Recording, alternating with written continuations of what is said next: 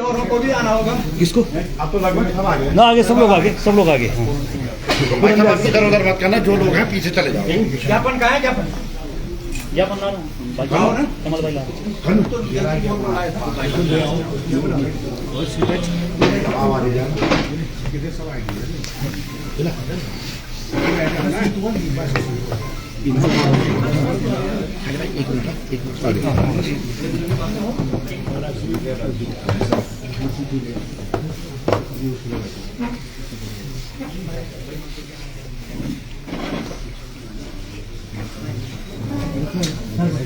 हो गया शुरू। भाई साहब भी पड़ेगा, तुम चिंता नहीं क्या तुम ना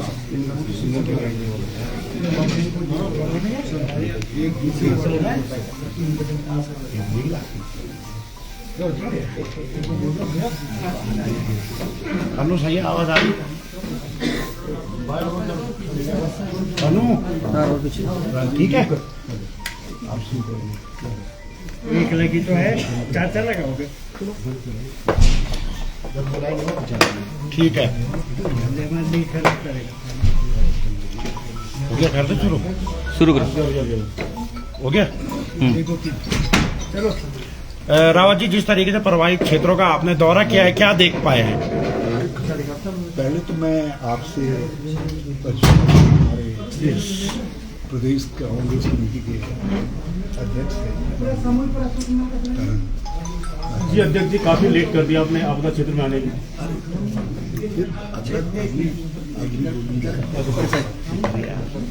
ठीक है, राजेश भंडारी जी को तो आप जानते ही, नरेश गुंजियाल जी हमारे पूर्व अध्यक्ष, हमारे जिलाध्यक्ष हैं मुकेश नेगी जी, अनुकृति जी हैं, ये मिस उत्तराखंड इंडिया,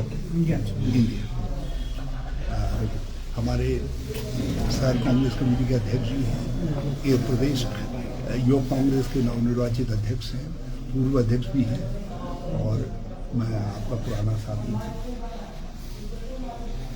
हम लोग सभी लोगों से मिले हैं और प्रभावित क्षेत्रों को देखा भी है। प्रभावित का पूरा शहर प्रभावित है और हम लोग इस निष्कर्ष पर पहुंचे कि पूरा जोशीमठ सिंक कर रहा है, डूब रहा है, धंस रहा है।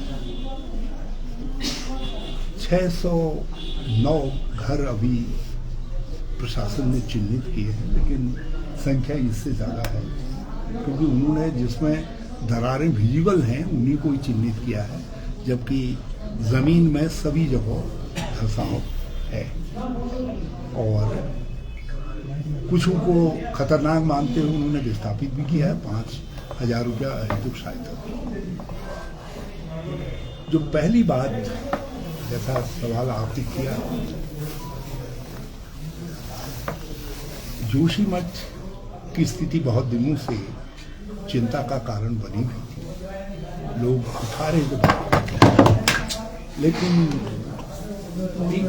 2-3 तारीख से जब प्रकृति ने या जमीन में नीचे धरातल ने एक प्रबल चेतावनी दे दी, होटल टिल्ट कर गए, घरों में भयंकर दरारें आ गई। जो राज्य सरकार का रिस्पांस था वो बहुत धीमा था। उन्होंने स्थिति की गंभीरता के अनुरूप जो त्वरित कदम उठाए जाने चाहिए थे वो केवल जिलाधिकारी के ऊपर छोड़ करके और मैक्सिमम कमिश्नर को इन्वॉल्व करके छोड़ दिए। बल्कि इस बात से साफ होता है कि राज्य का आपदा प्रबंधन सचिव, जब मुख्यमंत्री की बैठक होती है उसके बाद निर्णय होता है कि आपदा प्रबंधन समिति के आपदा प्रबंधन सचिव जो है जोशीमठ पहुंचेंगे और विशेषज्ञों की टीम लेकर के जाएंगे और दूसरे दिन मुख्यमंत्री आते हैं। हम लोगों ने देहरादून में अध्यक्ष जी ने प्रेस की थी, राजेश भंडारी जी के नेतृत्व में लोग मिले थे, ज्ञापन दिया था।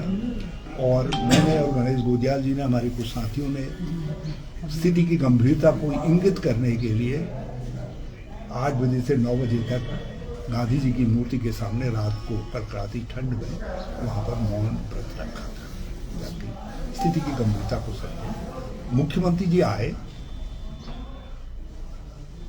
मगर जो अपेक्षा थी, मुझे लगता है कि राज्य प्रशासन स्थिति की गंभीरता का ठीक तरीके से आकलन नहीं रख पाया, मुख्यमंत्री आकलन नहीं कर पाया।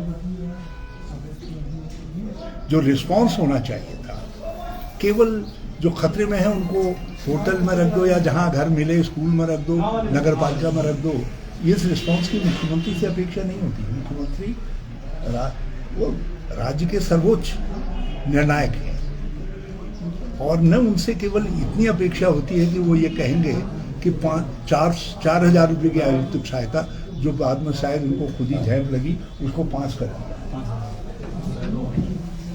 जबकि वैसे जो कल संघर्ष समिति के लोगों सबकी राय से हमने उसको कहा कि 50,000 रुपये की अहेतुक सहायता, लेकिन जो बेसिक प्रश्न है, बुनियादी प्रश्न है कि मुख्यमंत्री और शासन और केंद्र सरकार, क्योंकि केंद्र सरकार भी अभी तक झपकी लेती हुई दिखाई दे रही है, ऊँगी सी दिखाई दे रही है, क्योंकि 3 लोगों का एक नमामि गंगे के अंतर्गत एक 3 लोगों की टीम बना करके, अभी वो टीम भी आई या नहीं आई हमें जानकारी नहीं। अब इतनी बड़ी है, इसमें राष्ट्रीय और अंतर्राष्ट्रीय स्तर के एक्सपर्ट्स को यही कैंप करना चाहिए था, मुख्यमंत्री को यहाँ कैंप करना चाहिए था, लोगों में दहशत न हो, उनको डर पैदा न हो, भरोसा दिलाने के लिए आवश्यक था कि हम तुम्हारे साथ खड़े हैं और हर संभव हर मुमकिन उपाय किए जा रहे हैं करके। इसमें एक फैसला जो बिल्कुल साफ दिखाई दे रहा है, दिन के उजाले की तरीके से साफ है, राजेंद्र भंडारी जी से हमने बातचीत की और लोगों से भी बातचीत की, संघर्ष समिति के लोगों से बातचीत की, यहाँ के प्रभावित लोगों से बातचीत की, कि जोशीमठ के लगे हुए कुछ सुरक्षित स्थान हैं, एकदम जोशीमठी के भाग हैं जहाँ सरकारी भूमि भी है, वहाँ नया जोशीमठ बसाया जाना चाहिए।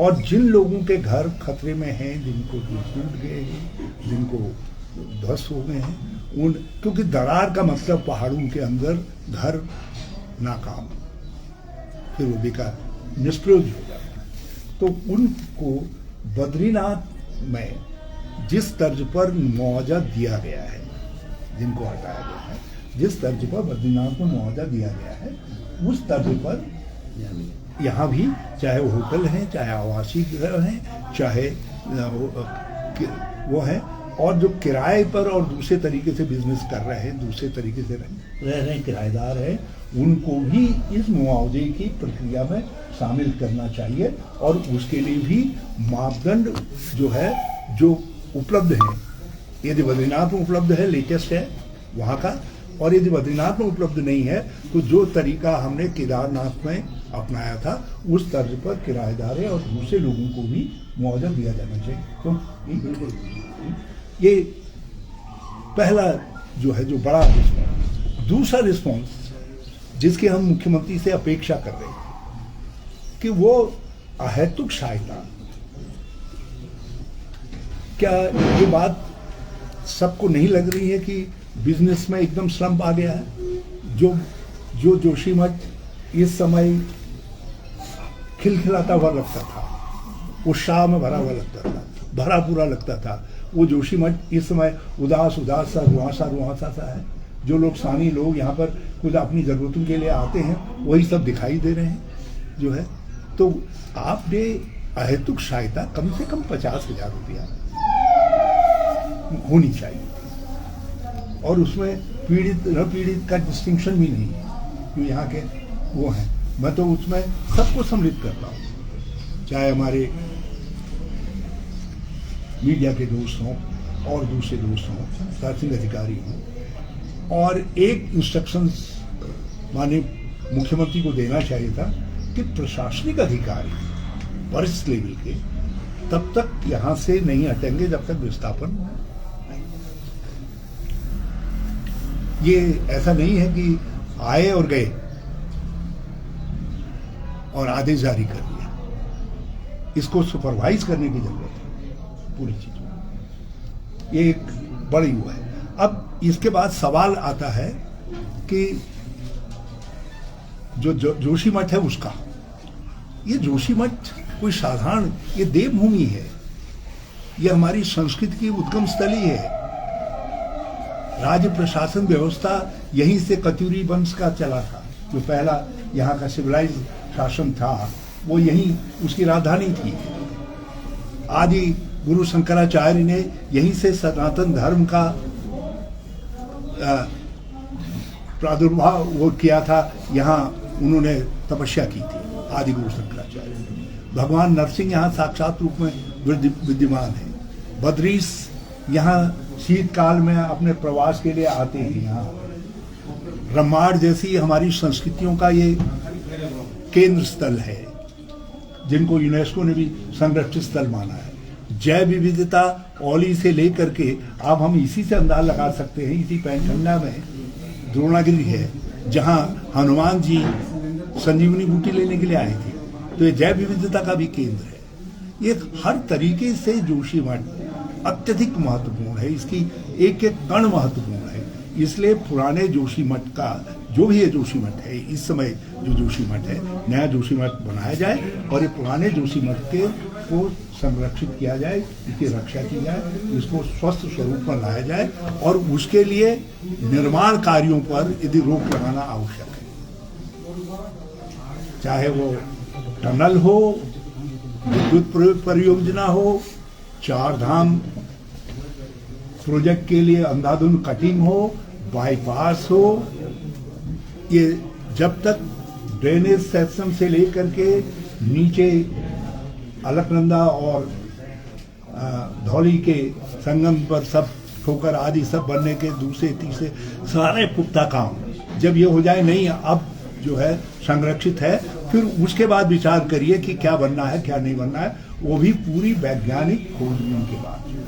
यहाँ की मिट्टी का टोटल परीक्षण करके, भूगर्भीय मिट्टी, दूसरी चीज़ों का जितने सेगमेंट्स हैं सबका अध्ययन करने के बाद तब जाकर के निर्णय होना चाहिए। क्योंकि जोशीमठ जिस स्वरूप में है ये पूजनीय है, उत्तराखंड का शीर्ष है, हमको इसी रूप में चाहिए।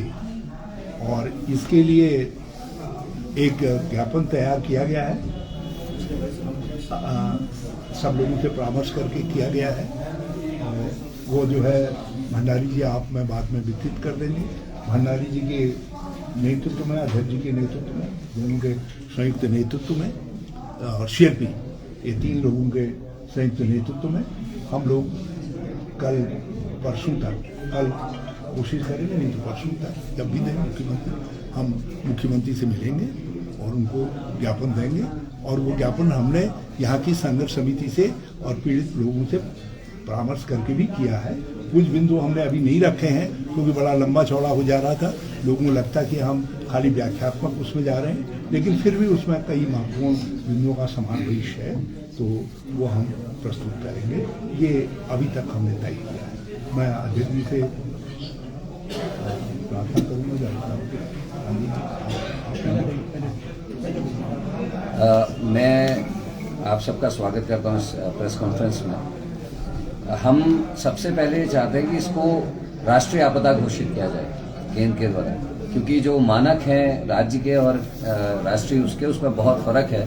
और मुझे लगता है कि न्याय तभी हो पाएगा जब हम इसको राष्ट्रीय आपदा के रूप में माने और सरकार जो है उसको राष्ट्रीय आपदा का जो है दर्जा दे। दूसरा, एक यहाँ पर 2-3 चीज़ें मेरे नॉलेज में आई लोगों से मिलने के बाद, उनको लगता है कि NTPC के जो प्रोजेक्ट्स हैं और जो JP का प्रोजेक्ट था उसकी वजह से दिक्कतें हैं। साथ में ड्रेनेज को मेन उन्होंने कहा गया है। हम ये कहते हैं कि जिस तरीके से टाउनशिप डेवलप होती है, प्रॉपर ड्रेनेज की व्यवस्था सरकार को करनी चाहिए।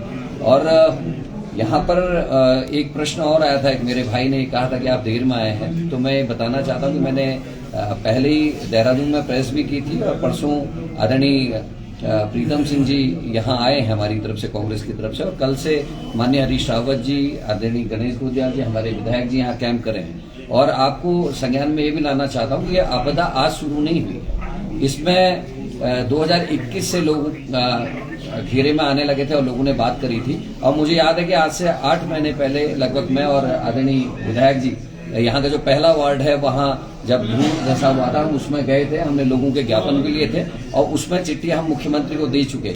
7 महीने पहले करीब यहाँ के अस्पताल में जो नागरिक चिकित्सालय है उसमें वो धस रहा था, उसमें क्रैक्स आई थी, उस समय भी हम लोग जोशीमठ में थे। तो ऐसा नहीं है कि करण मेहरा या कांग्रेस यहाँ आज से सक्रिय है। दिक्कत यह है कि जो तात्कालिक विधायक थे, जब इसका खराब रूप सामने आने लगा और वर्तमान में भारतीय जनता पार्टी के अध्यक्ष हैं, ये प्रश्न तो उनसे होना चाहिए था कि उन्होंने जब यहाँ के एनजीओज ने, यहाँ के जो प्रतिनिधि हैं, उन्होंने जब इस बात को रखा तो 2021 से लेके वो अभी तक कहाँ थे, उन्हीं की सरकार थी और वो उस समय विधायक थे और पार्टी के अध्यक्ष हैं। तो ये प्रश्न तो उनसे होना चाहिए, विपक्ष से प्रश्न मेरे ख्याल से नहीं होना चाहिए। वो भी वो विपक्ष जो लगातार पिछले 7-8 महीने से लगातार जोशीमठ में मेरा आज 5वां दौरा है, अगर आप लोगों की नॉलेज में ये बात होगी भी, तो ऐसा नहीं है। दूसरा हम ये कहते हैं कि प्रोजेक्ट्स को, जैसा कि आदरणीय रावत जी ने कहा कि प्रोजेक्ट को तत्काल प्रभाव से रोका जाना चाहिए। और जो प्रशासनिक अधिकारी यहाँ के लोगों से आज के दिन भी ये कह रहे हैं, जब जले में नमक छिड़कने जैसा है, कि वो ये आज भी ये कह रहे हैं कि साहब ये प्रोजेक्ट्स की वजह से नहीं हुआ, एनटीपीसी के प्रोजेक्ट की वजह से नहीं हुआ या जेपी के प्रोजेक्ट्स की वजह से नहीं हुआ। लोगों के मन में एक आशंका है, उसको गार्जियंस को इस तरीके से, क्योंकि प्रशासन और सरकार गार्जियन के रूप में यहाँ पर है,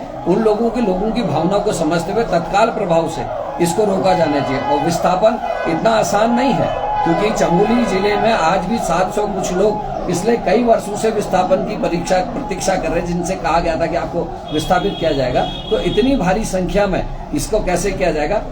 हम एक कमेटी यहाँ और बनाने जा रहे हैं जिसमें हमारे संग जूलॉजिस्ट भी होंगे, आदरणीय विधायक जी उसमें होंगे, आदरणीय विक्रम सिंह नेगी जी विधायक उसमें होंगे, आदरणीय गोदियाल जी उसमें होंगे, आदरणीय मनीष खंडूरी जी होंगे और कुछ जूलॉजिस्ट होंगे, अनुकृति जी होंगे और यूथ की तरफ से हमारे भुल्लर साहब उसमें रहेंगे। ये कमेटी यहाँ कुछ दिन प्रवास भी करेगी और लोगों से मिलकर, और जूलॉजिस्ट जो उसमें रिपोर्ट देंगे उसमें ऐसे सती जी हैं, अन्य जूलॉजिस्ट हैं, जिन लोगों को आदरणीय गोदियाल जी भी आमंत्रित कर रहे हैं। और अगर उस कमेटी में आने के लिए तैयार होते तो एक टेक्निकल रिपोर्ट भी हम सरकार को प्रस्तुत करने जा रहे हैं, जिसमें हमारा हाईकमान भी रहेगा, आदरणीय रावत जी के नेतृत्व में, आदरणीय भंडारी जी के नेतृत्व में हम लोग मुख्यमंत्री से भी मिलकर उसमें अपील करेंगे। और हम चाहेंगे कि बहुत ही विशेषज्ञ जो लोग हैं, जो इस तरीके की चीज़ों के एक्सपर्ट्स हैं, उनको यहाँ भेजा जाना चाहिए। मेरा एक कंसर्न और है, वो मैं आपके माध्यम से सब तक पहुँचाना चाहता हूँ, क्योंकि जो भी हमने बचपन में जूलॉजी से लेकर अन्य चीज़ों में पढ़ा है कि जब जब इस तरीके के भूदसाव होते हैं, वो क्रस्ट के हिलने का नतीजा भी माना जाता है। और क्योंकि टिहरी में भी दरारें आई हैं, हमारे यहाँ जोशीमठ में भी दरारें हैं, वहीं आपके कर्णप्रयाग में दरारें हैं, और हिमालय क्षेत्रों में भी इस तरीके की सूचनाएं आप लोगों के माध्यम से हम लोगों को मिल रही हैं।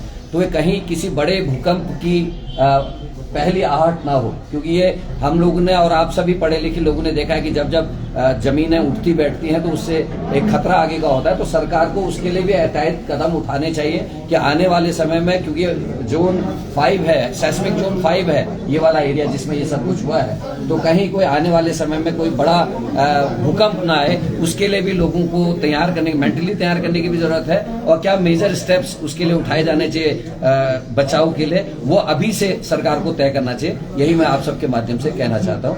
आदरणीय भंडारी।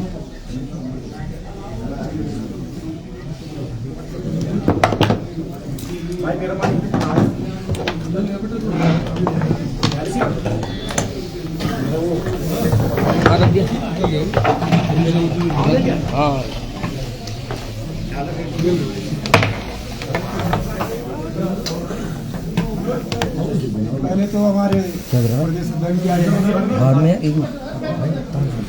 बहुत आभार है, हमारे रावत जी, पूर्व मुख्यमंत्री जी और हमारे प्रदेश अध्यक्ष जी भुल्लर साहब आए हुए हैं, हमारे गोदियाल जी हैं और पत्रकार बंधु।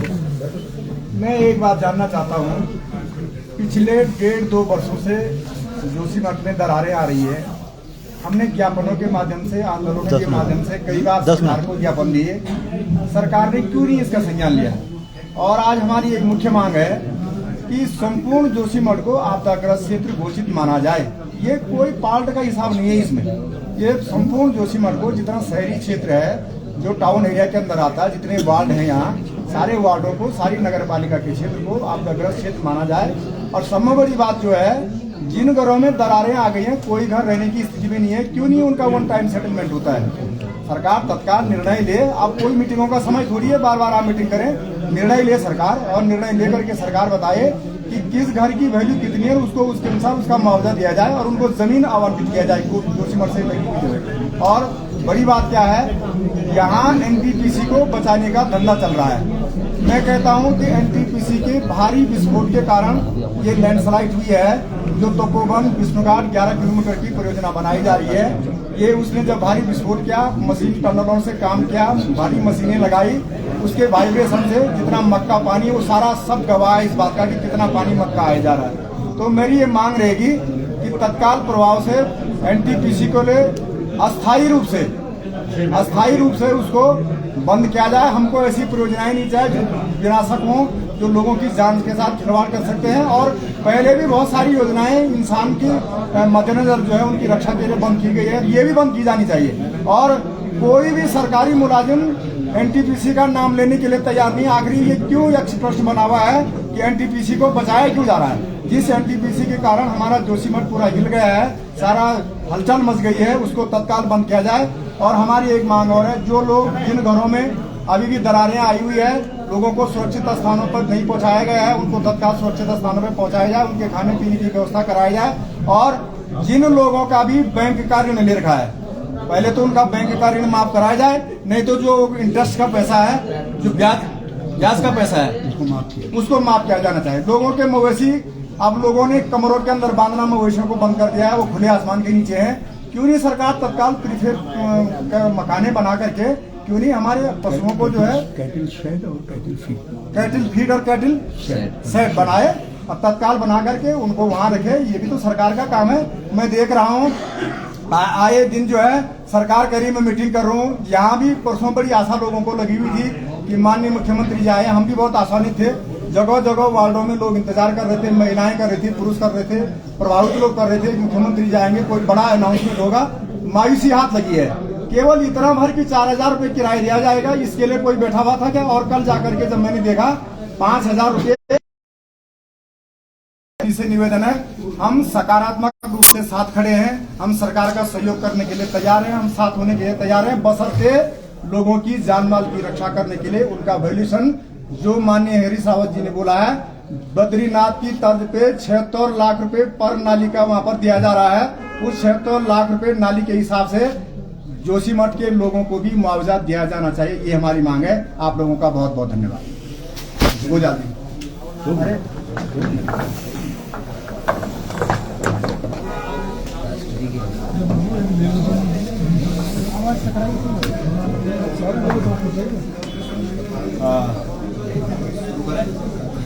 सभी पत्रकार साथियों को, अरे भाई तुम लोग पीछे हल्ला कर रहे हो, तुम लोग जरा चुप तो हो जाओ कम से कम यार।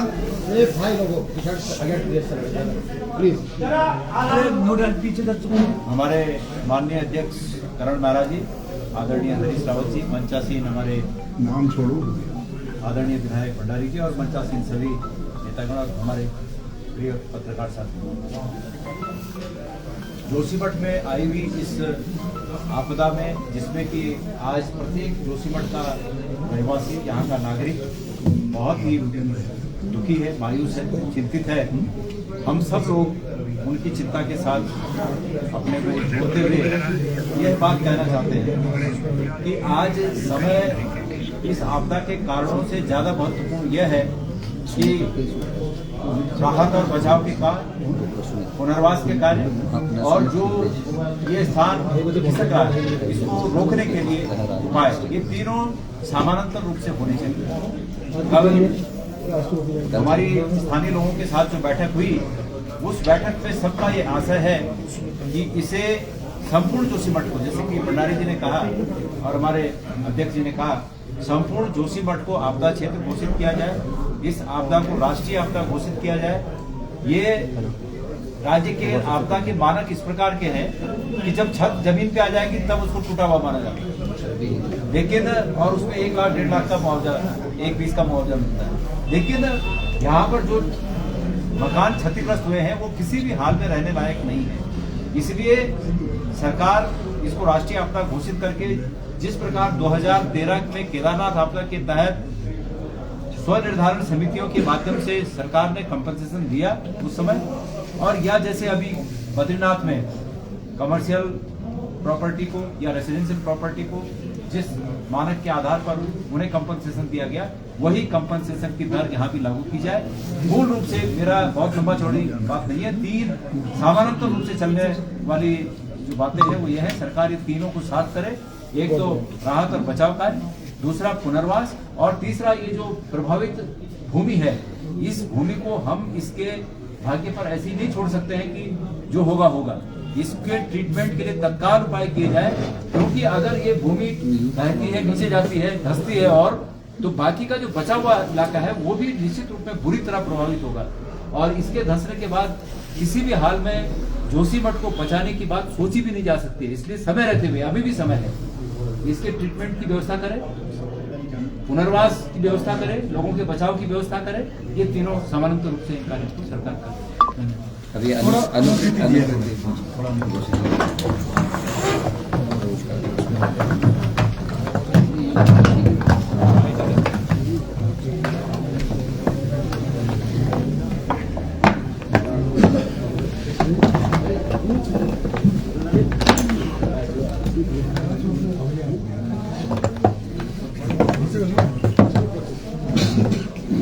सबसे पहले तो आप सभी लोगों का बहुत स्वागत और अभिनंदन है। और आज हमारे बीच में बहुत आदरणीय माननीय हरीश रावत जी यहाँ पर हैं, हमारी कांग्रेस पार्टी के प्रदेश अध्यक्ष करण मेहरा जी हैं, बहुत सम्मानित हमारे राजेंद्र भंडारी जी यहाँ पर हैं, गणेश गोदियाल जी यहाँ पर हैं, हमारे यूथ के सुमित भाई आज यहाँ पर हैं। मैं आप सभी का भी बहुत अभिनंदन कर रही हूँ। और जब कल जोशीमठ आना हुआ तो बहुत सी चीज़ें हैं जो ऑलरेडी ब्रीफ करी है, लेकिन जो एक पहलू है जिस पे मैं बात करना चाहती हूँ। जब जोशीमठ कल मैं पहुंची तो बहुत सारे यूथ से मुलाकात हुई, बहुत सारे जो युवा बच्चे जो रीमाइग्रेट कर जोशीमठ आए हैं, और उनका यही कहना था कि हम लोग बहुत अच्छी शिक्षा लेने के बाद, जिस तरीके से सरकारें और हमेशा इस बात को कहा जाता है कि पहाड़ों से पलायन हो रहा है, वो लोग रीमाइग्रेट करके वापस आए हैं। आज उनका भविष्य भी संकट में है, क्योंकि जोशीमठ में बहुत सारे होम स्टेज के माध्यम से या अपना जो स्वरोजगार है उसके माध्यम से उन लोगों ने अपने जीवन को दोबारा से शुरू करने की कोशिश की थी, अपने लिए एक ऐसा स्पेस बनाया था जहां वो खुद को स्वरोजगार से जोड़ पाए। और आज क्योंकि जोशीमठ इन परिस्थितियों में है, तो मैं सोचती हूँ कि ये एक बात है जो सरकार को भी बहुत सीरियसली लेनी चाहिए कि जो हमारा यूथ है उसके लिए, उसके स्वरोजगार के लिए, उसके रोजगार के लिए क्या कदम उठाए जाएंगे और क्या एक प्लान होगा, वो भी प्रॉपर्ली डिफाइन करना जरूरी है। तो थैंक यू। और कोई सब आई गई बात तो आप सब अलग अलग सारे पॉइंट्स जो कांग्रेस के अध्यक्ष जी ने कहा है वो यहाँ रहेंगे।